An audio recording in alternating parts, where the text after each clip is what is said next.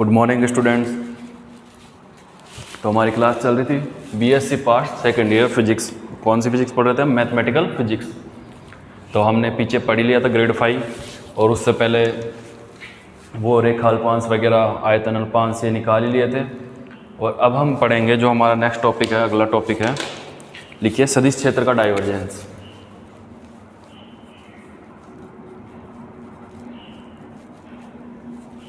इससे थोड़ा दूसरे से लिख देता हूँ मैं।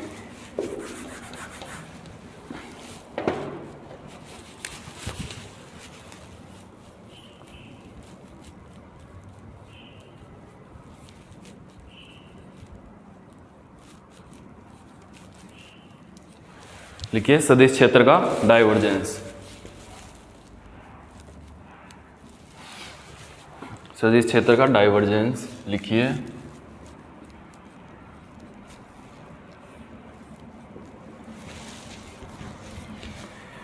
ये हमें निकालना है सदिश क्षेत्र का डाइवर्जेंस। क्या निकालना है? सदिश क्षेत्र का डाइवर्जेंस। अब सदिश क्षेत्र का डाइवर्जेंस निकालें उससे पहले थोड़े से हम पीछे चलते हैं, पीछे की क्लासों में, क्योंकि मैं यहाँ पे डायरेक्ट मान लिखूँगा और अगर आप लोगों को नहीं समझ में आया तो फिर तो जैसे हम लोगों ने पिछली क्लासों में dl का मान निकाला है। dl का मान कितना निकाला था हम लोगों ने? h1 du1। dl2 का निकाला था कितना? h2 du2। ये सिर्फ उतारना नहीं है, आप लोगों को समझना है। रफ कॉपी में साइड में लिख लो और पिछली क्लासों में ये है। अगर फिर भी लेकिन मैं डायरेक्ट मान रखूँगा, अब ये नहीं लिखने वाला मैं। तो dl3 का भी मान निकाला था h3 du3, और जो हमने आयतन अल्पांश निकाला था dv, रेखा अल्पांश निकाला था उसके साथ h1 h2 h3 du1 du2 और du3। ये हो गया। और हम लोगों ने रेखा अल्पांश में निकाला था, क्या था रेखा अल्पांश? dr e1 h1 du1 plus e2 h2 du2 plus e3 cap h3 du3। यहाँ तक निकाल लिया था। अब जो ये है e1 cap e2 cap e3 cap, ये क्या है? वक्र, कर्विलिनियर कोऑर्डिनेट सिस्टम के जो वक्र है ना, इनके क्या है? यूनिट वेक्टर है। क्या है? यूनिट वेक्टर है। और हम किसी भी सदिश फलन को ऐसे भी डिफाइन कर सकते हैं, जैसे a1 e1 cap a2 e2 cap और ये a3 कैप। तो ये हो गया। अब हमें क्या निकालना है? सदिश क्षेत्र का डाइवर्जेंस। सदिश क्षेत्र का डाइवर्जेंस निकालना है। तो ये चीज़ें समझ में आ गई, पिछली क्लासों में मैं कर लिया। अगर फिर भी ना समझ में आए तो आप पीछे जाइए, वीडियो देखिए, तब आपको अच्छे से समझ में आ जाएगा। अब हम स्टार्ट करते हैं सदिश क्षेत्र का डाइवर्जेंस।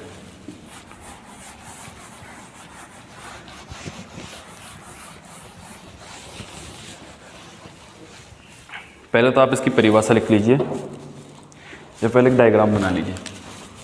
डायग्राम बना लिया, जैसे ये मान लिया कोई क्या है? ए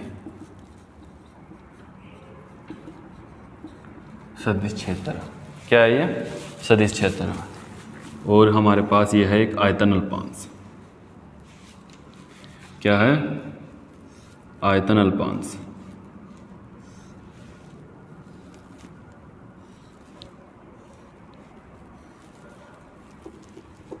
क्या है? dv। क्या है? आयतन अल्पांश dv। तो क्या है? किसी सदिश क्षेत्र में, समझना क्या कह रहा है ये, डाइवर्जेंस होता क्या है, फिर लिख लेना। किसी सदिश क्षेत्र में, किसी सदिश क्षेत्र में स्थित, ये जो अपना सदिश क्षेत्र है इसमें स्थित, किसी सदिश क्षेत्र में स्थित आयतन अल्पांश, ये क्या है? ये आयतन अल्पांश है dv।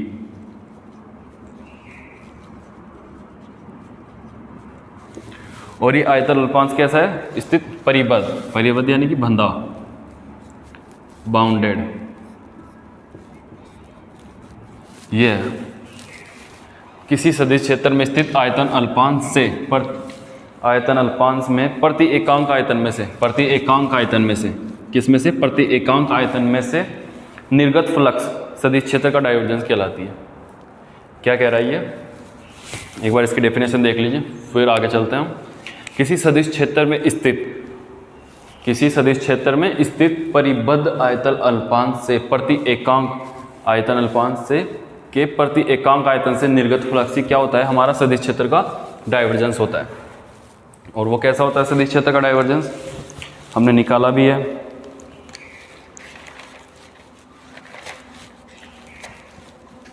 तो ये डायग्राम बना लीजिए आप, और डायग्राम बनाने के बाद में इसकी डेफिनेशन लिखिए। किसी सदिश क्षेत्र में स्थित परिबद्ध आयतन अल्पांश में से प्रति एकांक आयतन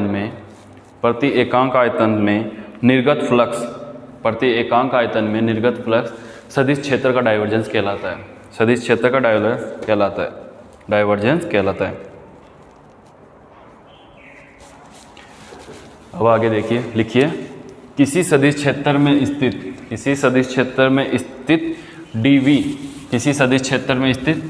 dV आयतन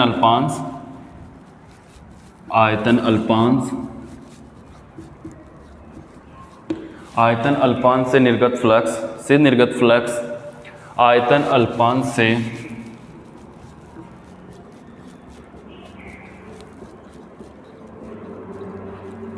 निर्गत फ्लक्स कितनी होती है,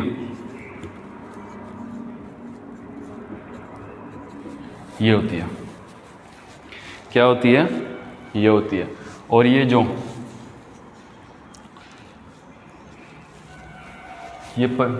किसको बता रहा है, बंद समाकलन परिबद्ध, कैसा है हमारा परिबद्ध।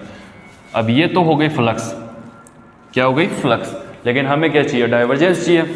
तो ये तो हो गई फ्लक्स, लेकिन हमें तो चाहिए डाइवर्जेंस। तो डाइवर्जेंस किसका निकालना, ये है हमारा सदिश क्षेत्र। सदिश क्षेत्र का डाइवर्जेंस क्या होगा, डाइवर्जेंस ऑफ सदिश क्षेत्र। क्या होता है सदिश क्षेत्र का डाइवर्जेंस, एकांक आयतन अल्पांश यानी लिमिट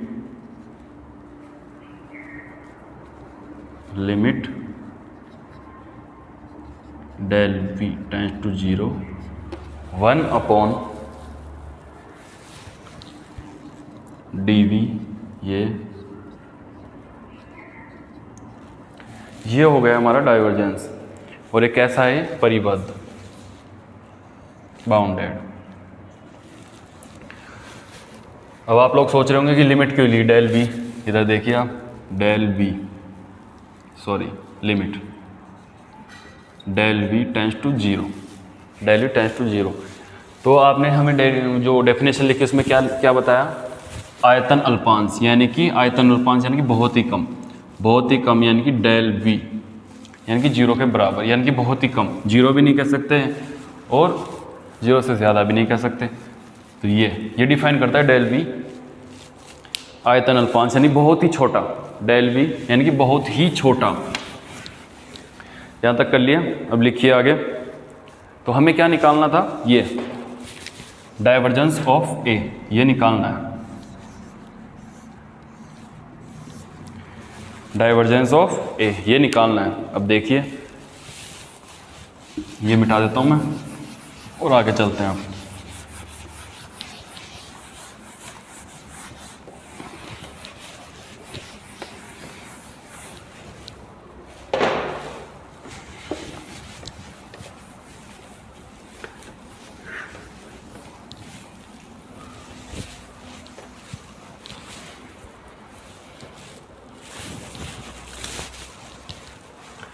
अब सदिश क्षेत्र का डाइवर्जेंस हम किस में निकाल रहे हैं, कर्वीलियर कोऑर्डिनेट सिस्टम में। और कैसा है, आयतन अल्पांश से निकाल रहे हैं। तो डायग्राम बनाइए आयतन अल्पांश का।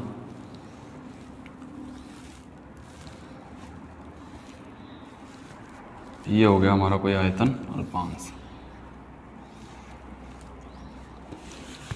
थोड़ा बड़ा होगा।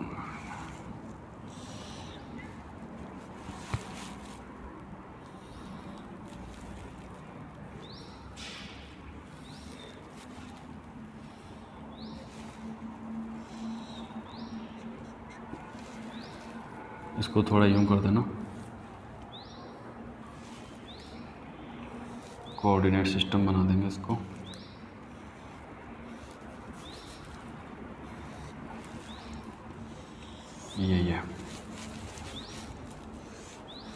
ये तो हमारा क्या हो गया U1, ये U2, ये U3, और ये हो गया हमारा आयतन अल्पांश। अब इसको नाम दे दीजिए।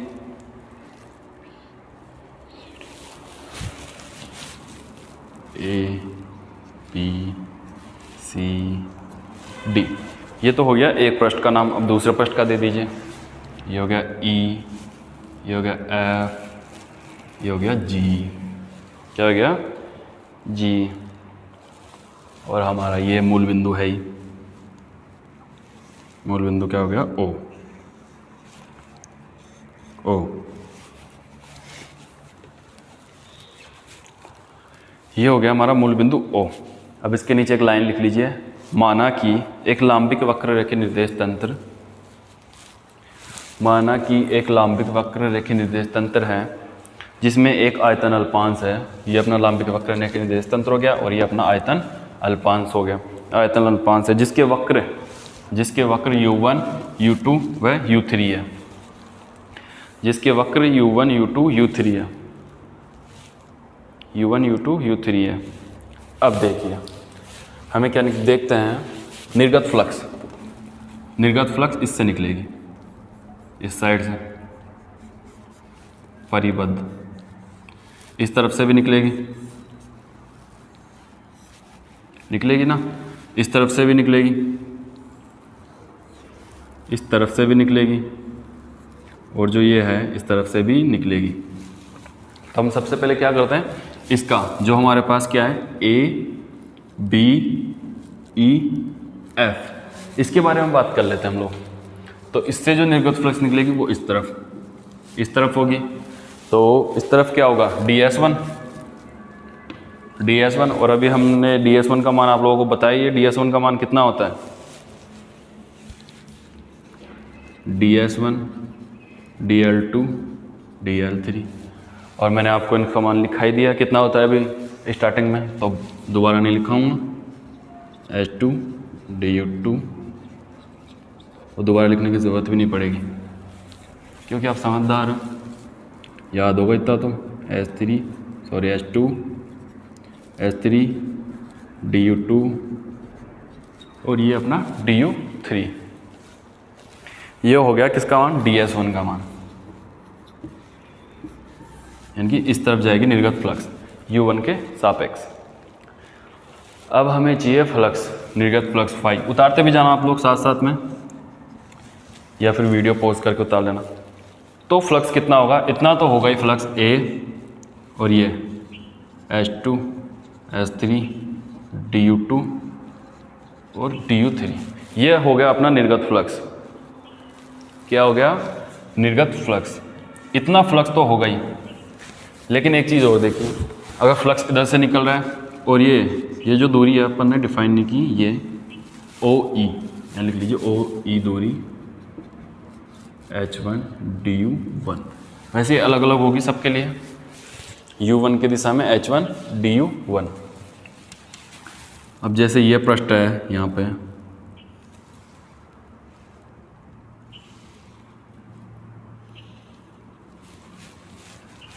तो फ्लक्स तो यहाँ से भी आएगी और फिर यहाँ से होते हुए यहाँ चली जाएगी। तो देखिए फ्लक्स यहाँ से यहाँ तक आ रही है, तो डिस्टेंस दूरी तय कर रही है, तो ये दूरी कितनी हो जाएगी, आधी यानी कि इसका आधा हो जाएगा। ये कितनी हो जाएगी ये दूरी, H1, DU1/2। उस वहाँ से तो 2 हटा दो, वो तो OE है जो हमारी पूरी कंप्लीट है। तो हम क्या करेंगे, फ्लक्स में परिवर्तन। फ्लक्स में परिवर्तन कितना होता है, देखिए प्लस डेल फाई ये A1, H2, H3, DU2, DU3, और दूरी किसके सापेक्ष चल रहा है, ये दूरी के सापेक्ष। और दूरी कितनी है, H1, DU1।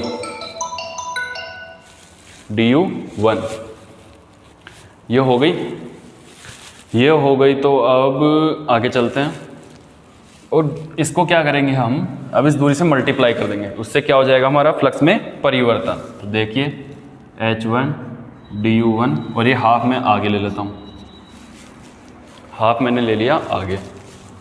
अब देखिए इसको सोल्व करते हैं।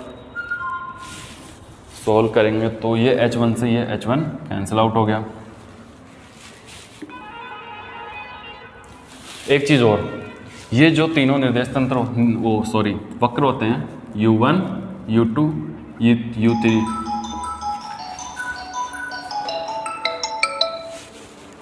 क्लास ले रहे जो बता, अरे क्लास ले रहे जो कॉलेज जो बता, मैसेज कर मेरे को बता हैं करूँ जो भी एक बार रुक जा, मैं क्लास ऑनलाइन पढ़ा रही जो आधा घंटा मान ला। ठीक,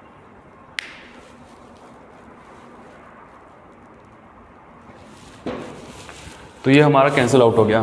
तो हमें क्या बता रहा था, ये जो वक्र होते हैं u1, u2, u3, ये तीनों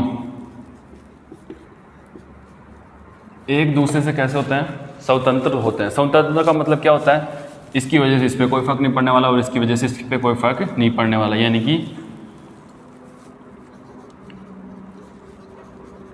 इक्वल टू 0। ये इनमें कोई फर्क नहीं पड़ने वाला। तो अब आगे देखिए, ये तो समझ ही गए होंगे कि मैं क्या कहना चाह रहा हूँ।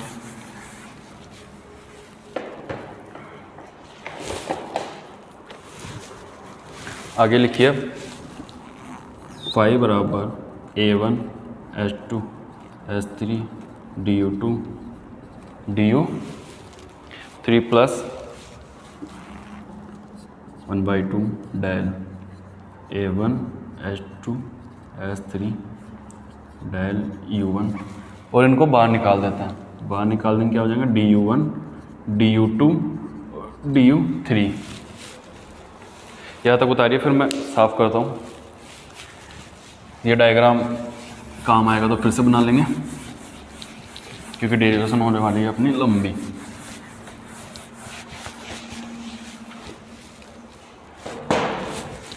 इसको दीजिए क्वेश्चन नंबर 1, और ये क्या थी हमारे पास, वो डायग्राम गया, ये थी हमारे A B E F, पृष्ठ से निर्गत फ्लक्स। ये आ गया क्वेश्चन नंबर 1। अब लिखिए, पृष्ठ OCD से, पृष्ठ OCDG से निर्गत फ्लक्स, पृष्ठ OCG से निर्गत फ्लक्स। तो ये तो मिटा दो, एक बार डायग्राम फिर से देखो आप लोग।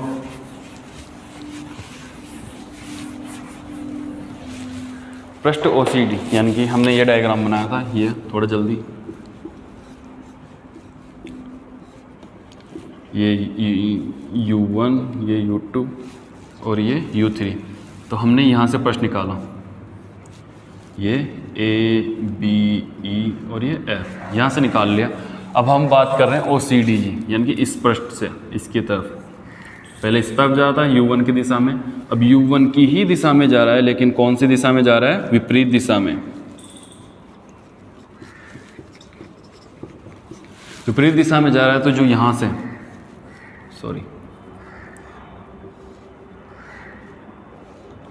जो हमने यहाँ से डिस्टेंस ली थी ना, कितनी ली थी, h1 du1/2।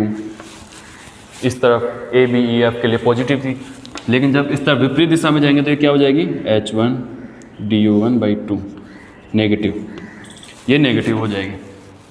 तो अब मैं नेगेटिव करूँ तो आप लोग कन्फ्यूज ना हो कि नेगेटिव कैसे किया, समझ में आ गया होगा कि नेगेटिव कैसे किया। ठीक है, आगे चलते हैं।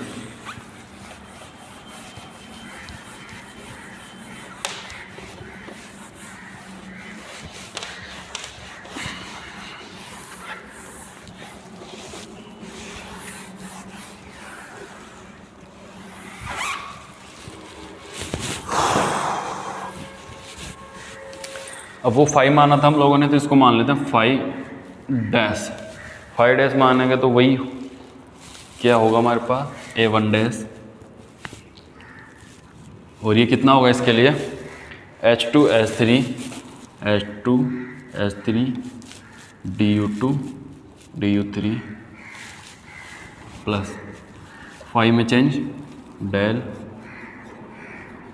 U1, 5 कितना है A1 H2 S3 DU2 DU3, multiply किससे कर रहा है हाफ, ये आगे ले लेता हूँ माइनस H1 DU1, ये कैंसिल, सॉरी दूरी कितनी थी H1 DU1, ये थी हमारी H1 डेल U है ये DU ना कि ये है H1 डेल U1, तो H1 से H1 कैंसिल आउट हो जाएगा। अब आगे करिए, ये नेगेटिव साइन आगे ले लीजिए, ये यहाँ से यहाँ ले लीजिए, ये नेगेटिव हो जाएगा। अब आगे लिखिए 5 A1 H2 S3 DU2 DU3 minus 1/2 del, इसको इनको बाहर ले लीजिए,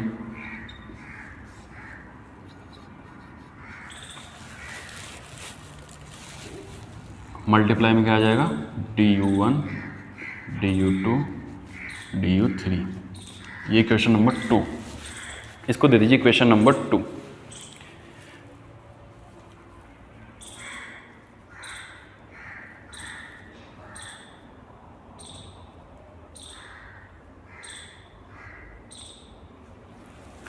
अब देखिए हमने जो लिया था डायग्राम, एक बार फिर से इधर देख लीजिए, डायग्राम थोड़ा सा छोटा सा,